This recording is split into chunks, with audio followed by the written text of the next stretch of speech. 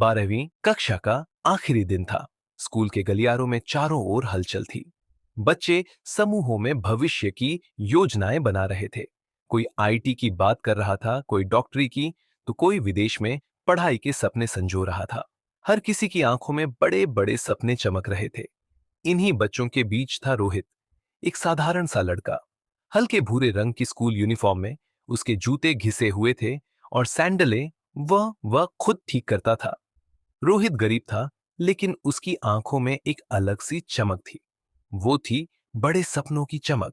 वह कुछ बड़ा करना चाहता था, कुछ ऐसा जो दुनिया को दिखा दे कि वह भी कुछ कर सकता है। उसी कक्षा में थी प्रिया, शहर के एक बड़े व्यापारी की बेटी। हमेशा ब्रांडेड कपड़ों में सजी धजी, हाथ में नवीनतम स्मार्टफोन और चारों ओर उसका रौब। प्रिया की आदत थी लोगों को उनकी हैसियत के आधार पर तौलने की। वह दूसरों को नीचा दिखाने में मजा लेती थी। उस दिन लंच टाइम में रोहित कक्षा के एक कोने में चुपचाप बैठा था। उसने अपने टिफिन से सूखी रोटी और प्याज की साधारण सी सब्जी निकाली। तभी प्रिया अपनी सहेलियों के साथ हंसते हंसते उसके पास आई। अरे देखो तो, ये है हमारा फ्यूचर बिजनेसमैन, खाना खा रहा है।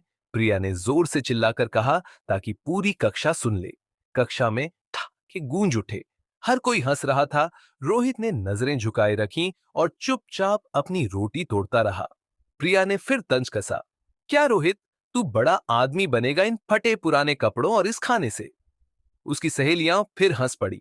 रोहित ने धीरे से लेकिन दृढ़ स्वर में कहा, हाँ प्रिया, क्योंकि सपनों की कीमत कपड़ों से नहीं, मेहनत से तय होती है।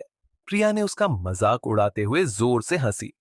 अरे, तेरा सपना और मेरी कार में जमीन आसमान का फर्क है। जा, पहले अपनी सैंडल तो ठीक कर ले।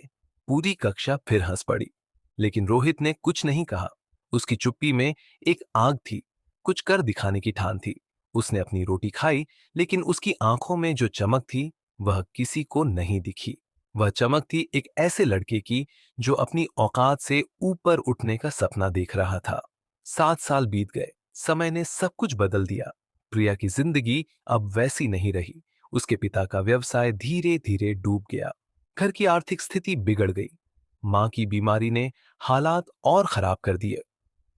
रिश्तेदारों ने मुंह मोड़ लिया। वही प्रिया जो कभी अपने रौब और रुतबे पर इतराती थी, अब नौकरी की तलाश में दर दर भटक रही थी। उसका घमंड टूट चुका था और अब वह जिंदगी की सच्चाई से रूबरू थी। एक दिन उसने एक बड़ी कंपनी में इंटरव्यू के लिए आवेदन किया। कंपनी का नाम था नक्षत्र टेक प्राइवेट लिमिटेड।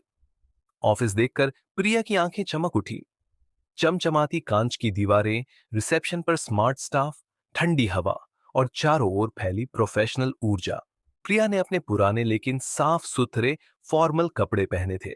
हाथ में एक फोल्डर था जिसमें उसका रिज्यूमे था। उसकी आंखों में डर था, थोड़ा आत्मसम्मान था और बहुत सारी मजबूरी थी। रिसेप्शन पर पहुंचते ही उसने कहा, हेलो, मेरा नाम प्रिया है। मेरा आज 11 बजे इंटरव्यू है एचआर मैनेजर से। रिसेप्शनिस्ट ने मुस्कुराकर जवाब दिया, जी मैम, आज इंटरव्यू खुद एमडी सर ले रहे हैं। आप वेटिंग रूम में बैठिए। प्रिया की धड़कनें तेज हो गईं। इतने बड़े आदमी का इंटरव्यू, ये सोचकर उसकी हथेलियां पसीने से भीग गई। थोड़ी देर बाद एक असिस्टेंट आई और बोली, मैम चलिए, सर आपको बुला रहे हैं। प्रिया ने गहरी सांस ली और कांपते कदमों से केबिन की ओर बढ़ी। जैसे ही दरवाजा खुला, उसने अंदर कदम रखा। सामने बैठे शख्स को देखकर उसका दिल एक पल के लिए रुक गया। काले सूट में साफ सुथरा, आत्मविश्वास से चमकता चेहरा। वो चेहरा कुछ जाना पहचाना सा था। प्रिया ने दोबारा देखा। वह कोई और नहीं, रोहित था। वही रोहित जिसे उसने स्कूल में पूरी कक्षा के सामने मजाक का पात्र बनाया था। वही रोहित जिसे वह गरीब और छोटा समझती थी। आज वही रोहित इस चमचमाते ऑफिस का मालिक था और प्रिया उसकी नौकरी की उम्मीदवार। प्रिया के पैर जैसे जमीन में गड़ गए। उसने रोहित को फिर से देखा। अब वह उस स्कूल के साधारण से लड़के जैसा नहीं था। उसमें एक अलग सी चमक थी, वो आत्मविश्वास जो सालों की मेहनत और संघर्ष से आता है। बैठिए, रोहित ने बिना मुस्कुराए शांत स्वर में कहा। प्रिया ने खुद को संभाला और धीरे धीरे कुर्सी पर बैठ गई। होंठ सूख चुके थे और गला भारी हो रहा था। रोहित ने फोल्डर की ओर देखते हुए कहा, आपका रिज्यूमे देखा, इंटरव्यू में देर नहीं हुई, यह अच्छा है। प्रिया ने सिर हिलाया, लेकिन उसकी नजरें बार बार रोहित के चेहरे पर जाती और फिर झुक जाती। रोहित ने सामान्य लहजे में पूछा, पिछले 2 साल में आपने कोई फुल टाइम जॉब क्यों नहीं किया? प्रिया ने धीरे से जवाब दिया, कुछ पर्सनल कारणों की वजह से, फैमिली बिजनेस। रोहित ने जैसे जानबूझकर सवाल किया। प्रिया की आंखों में आंसू तैर गए। वो अब कुछ नहीं रहा। अब पापा की तबीयत खराब हो गई थी, बिजनेस बंद करना पड़ा।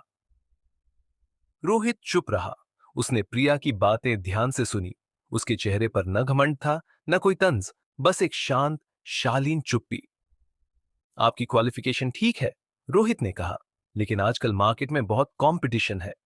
प्रिया ने पहली बार आत्मविश्वास से कहा, मुझे बस एक मौका चाहिए सर, मैं किसी भी प्रोफाइल में काम करने को तैयार हूं। कमरे में एक पल के लिए सन्नाटा छा गया। फिर रोहित ने चुप्पी तोड़ी। प्रिया, तुम मुझे पहचानती हो? प्रिया का गला भर आया। उसने धीमी आवाज में कहा, हां मैं जानती हूं, तुम वही रोहित हो, स्कूल का सबसे मेहनती लड़का। रोहित अभी भी शांत था। उसने कहा, उस दिन की बात मैं नहीं भूल पाया जब तुमने पूरी कक्षा के सामने मेरा मजाक उड़ाया था। उसी दिन मैंने ठान लिया था कि मुझे कुछ बनकर दिखाना है, लेकिन सिर्फ बदला लेने के लिए नहीं, बल्कि खुद को साबित करने के लिए। प्रिया का चेहरा सफेद पड़ गया। उसकी आंखों से आंसू बहने लगे। मुझे माफ कर दो रोहित, उसने कहा, मैंने तब सिर्फ तुम्हारे कपड़े और तुम्हारी हालत देखी थी, तुम्हारी मेहनत और सपनों को नहीं देखा। रोहित ने गहरी सांस ली और कहा, प्रिया, जिंदगी ने मुझे बहुत कुछ सिखाया और सबसे बड़ी सीख यही है कि जो लोग तुम्हें नीचे गिराते हैं वही तुम्हें उड़ना सिखाते हैं। प्रिया अब भी सिर झुकाए थी। उसका घमंड, उसकी रुतबे वाली दुनिया अब टूट चुकी थी। रोहित अपनी कुर्सी से उठा और उसके पास आया। तुम्हें नौकरी चाहिए और तुम में मेहनत करने की चाहत है। तुम ये जॉब डिजर्व करती हो, लेकिन याद रखना, ये किसी एहसान की वजह से नहीं, तुम्हें अपने काम से खुद को साबित करना है। प्रिया ने आंसू पोंछे और पहली बार दिल से मुस्कुराई। उस मुस्कान में पछतावा था और साथ ही कृतज्ञता भी। अगले सोमवार से प्रिया ने ज्वाइन कर लिया। वह अब नक्षत्र टेक की जूनियर ऑपरेशंस एग्जीक्यूटिव थी। ऑफिस की कुर्सी पर बैठकर वह उसी सिस्टम में काम कर रही थी जिसके मालिक को उसने कभी औकात से ज्यादा सपने देखने वाला कहा था। शुरुआत में हर दिन उसके लिए भारी था। आसपास के लोग नहीं जानते थे कि वह कौन है या उसका रोहित से क्या रिश्ता है, लेकिन प्रिया खुद जानती थी। वह हर दिन अपने अतीत की शर्मिंदगी और पछतावे की आग में जलती थी। रोहित ने कभी प्रिया के साथ बुरा बर्ताव नहीं किया। वह हमेशा एक सीनियर की तरह पेश आता, प्रोफेशनल, शालीन और पूरी तरह तटस्थ। लेकिन यही बात प्रिया को सबसे ज्यादा चुभती थी। जिस लड़के को वह कभी नजर उठाने लायक नहीं समझती थी, आज उसी के बनाए सिस्टम में वह अपनी पहचान तलाश रही थी। एक दिन लंच टाइम में रोहित ऑफिस फ्लोर पर आया। उसकी नजर प्रिया पर पड़ी। प्रिया ने जल्दी से नजरें झुका ली। उस दिन शाम को रोहित ने उसे अपने केबिन में बुलाया। तुम्हारा काम देख रहा हूं, रोहित ने फोल्डर बंद करते हुए कहा। तुम वाकई मेहनत कर रही हो। प्रिया ने हल्की सी मुस्कान दी, लेकिन कुछ कहा नहीं। पर एक बात जानना चाहता हूं, रोहित ने पहली बार सीधे प्रिया की आंखों में देखा। तुम्हारा यह बदलना, क्या यह सिर्फ मजबूरी की वजह से है या तुमने सचमुच कुछ सीखा है? प्रिया की आंखें भर आईं। उसने सिर झुकाकर कहा, रोहित, जब सब कुछ छीन जाता है तब इंसान को अपनी असली औकात और दूसरों की अहमियत समझ आती है। उस दिन जब मैं तुम्हारे सामने बैठी थी, मैं सिर्फ नौकरी नहीं मांग रही थी, मैं अपनी गलतियों की माफी मांग रही थी। अपने अहंकार की सजा मैं भुगत चुकी हूं। कमरे में सन्नाटा छा गया। रोहित ने नजरें हटा लीं और धीरे से कहा, कभी कभी वक्त लोगों को बहुत कुछ सिखा देता है और कुछ लोग उसी वक्त को जवाब बनाकर लौटते हैं। प्रिया ने पहली बार खुलकर कहा, मैं जानती हूं, मैं तुम्हारे लायक नहीं थी, लेकिन अब शायद मैं तुम्हारे बनाए इस सिस्टम में कुछ अच्छा कर सकूं। मैं बस इतना चाहती हूं कि खुद को साबित कर सकूं। रोहित ने एक लंबी सांस ली। साबित करने की जरूरत नहीं। तुम अब यहां काम कर रही हो तो बस ईमानदारी से करो, बाकी सब वक्त तय करेगा। उस पल प्रिया ने महसूस किया कि जिसे उसने कभी नीचा समझा था, आज वही सबसे ऊंचा बनकर सामने खड़ा है, और फिर भी इतना विनम्र, इतना शांत। शायद यही असली जीत थी। 6 महीने बीत गए। प्रिया अब ऑफिस की एक अहम हिस्सा बन चुकी थी। उसके काम में निखार आ गया था, उसके व्यवहार में विनम्रता थी, और उसके अंदर एक नई ऊर्जा थी। उसे अब बड़ी क्लाइंट मीटिंग्स में शामिल किया जाने लगा। सबको लगने लगा कि इस लड़की में सिर्फ डिग्री नहीं, बल्कि जिंदगी से सीखी हुई समझ भी है। फिर आया वो दिन, कंपनी की अब तक की सबसे बड़ी डील, एक विदेशी निवेशक का प्रोजेक्ट। रोहित ने तय किया कि इस प्रेजेंटेशन की जिम्मेदारी प्रिया संभालेगी। कुछ लोगों को हैरानी हुई, लेकिन रोहित को नहीं। वह जानता था कि जिसे जिंदगी एक बार तोड़ देती है, वह दोबारा खड़ा होना भी सीख लेता है। और प्रिया अब वह इंसान बन चुकी थी। प्रेजेंटेशन के दिन बोर्ड रूम खचाखच भरा था। विदेशी क्लाइंट्स सामने बैठे थे। प्रिया ने अपने आत्मविश्वास से सबको चौंका दिया। उसकी भाषा, उसकी तैयारी, उसकी स्पष्टता, सब कुछ लाजवाब था। जब मीटिंग खत्म हुई और क्लाइंट्स ने डील साइन की, तो पूरा ऑफिस तालियों से गूंज उठा। रोहित ने भी तालियां बजाईं। प्रिया ने जब उसकी ओर देखा, तो वह जानती थी कि यह सिर्फ एक कामयाबी नहीं थी, ये उसके अतीत को पीछे छोड़ने की शुरुआत थी। शाम को रोहित ने उसे फिर केबिन में बुलाया। अच्छा काम किया, रोहित ने कहा। प्रिया मुस्कुराई। Thank you sir. लेकिन जो कुछ सीखा, वो यहीं से सीखा, जिंदगी से और आपसे। कुछ सेकंड की चुप्पी के बाद रोहित ने कहा, एक बात बताऊं? प्रिया ने कहा, हां। जिस दिन तुम इंटरव्यू के लिए आई थी, मैं तुम्हें रिजेक्ट करने वाला था। प्रिया का दिल धड़क उठा। रोहित ने आगे कहा, लेकिन उसी वक्त मैंने खुद से पूछा, अगर मैंने भी वही किया जो तुमने मेरे साथ किया था, तो फिर मुझ में और तुम में फर्क क्या रहेगा? किसी को माफ करना खुद को ऊंचा करने का सबसे बड़ा रास्ता है। प्रिया की आंखें भर आईं। उसने सिर झुकाकर कहा, और किसी से माफी मांगना खुद को इंसान बनाए रखने का। दोनों मुस्कुराए। कोई पुरानी शिकायत अब बाकी नहीं थी। एक नया रिश्ता बन गया था, सम्मान और सीख का। समय बीतता गया।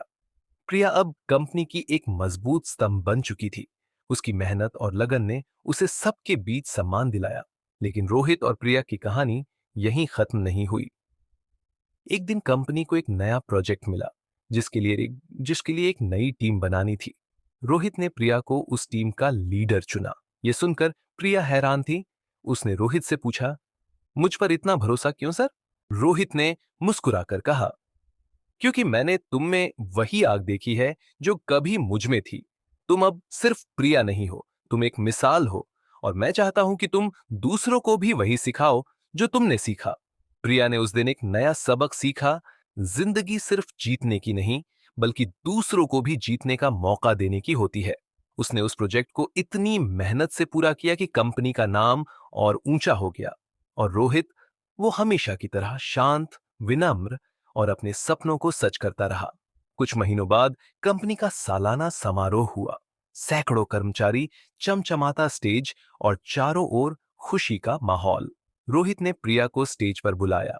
उसने माइक थामा और सबके सामने कहा, जिंदगी में हम कई बार गलतियां करते हैं, दूसरों को कम समझते हैं, उनके सपनों का मजाक उड़ाते हैं। लेकिन असली जीत तब होती है जब आप उन गलतियों को सुधारते हैं। प्रिया मेरी टीम का हिस्सा नहीं, बल्कि एक मिसाल है। एक मिसाल कि इंसान बदल सकता है, सीख सकता है और फिर उठ सकता है। प्रिया की आंखें नम थीं। उसने माइक लिया और धीरे से कहा, मैंने जिंदगी से एक बात सीखी है, सपने वही सच होते हैं जो मेहनत और इंसानियत से बनते हैं। रोहित, तुमने मुझे सिर्फ नौकरी नहीं दी, बल्कि एक नई जिंदगी दी, और इसके लिए मैं हमेशा तुम्हारी शुक्रगुजार रहूंगी। हॉल तालियों से गूंज उठा। उस पल में न सिर्फ प्रिया की जीत थी, बल्कि रोहित की भी जीत थी। एक ऐसी जीत जो सिर्फ कामयाबी की नहीं, बल्कि इंसानियत की थी। ये कहानी सिर्फ रोहित और प्रिया की नहीं है, ये हर उस इंसान की कहानी है जो अपने सपनों को सच करने की हिम्मत रखता है। ये हर उस इंसान की कहानी है जो अपनी गलतियों से सीखता है और माफी मांगने की हिम्मत रखता है। और सबसे बड़ी बात, ये हर उस इंसान की कहानी है जो दूसरों को माफ करके खुद को और ऊंचा उठाता है। तो दोस्तों, ये कहानी आपको कैसी लगी? हमें कमेंट के माध्यम से जरूर बताइए। और जाते जाते हमारे वीडियो पर एक लाइक और चैनल को सब्सक्राइब कर दें ताकि मेरा हौसला बढ़ता रहे और ऐसी ही प्रेरणादायक कहानियां आपके लिए लाता रहूं। फिर मिलते हैं अगले वीडियो में नई कहानी के साथ। जय हिंद।